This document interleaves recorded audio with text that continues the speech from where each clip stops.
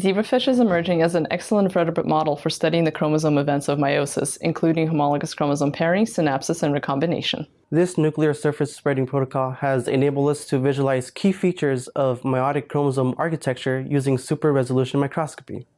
Researchers can expect hundreds of well-spread nuclei per slide with less debris than other zebrafish spread protocols. The most technically challenging part of this procedure is the dissection of the zebrafish testis, as it is in close proximity to the skin and is also attached to other organs.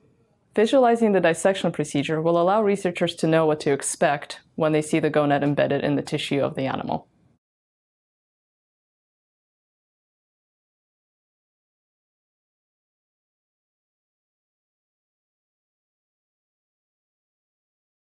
After euthanizing male zebrafish, decapitate one fish at a time with small scissors and then use microscissors to cut along the ventral midline to expose the body cavity.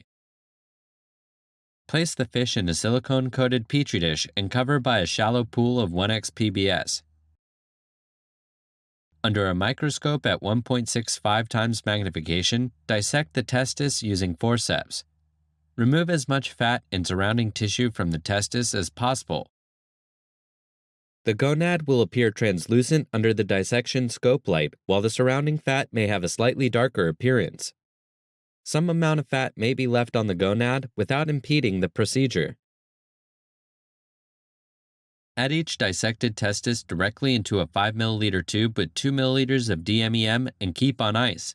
To dissociate the testes cells, add 200 microliters of collagenase solution to the 5 ml tube with the testes.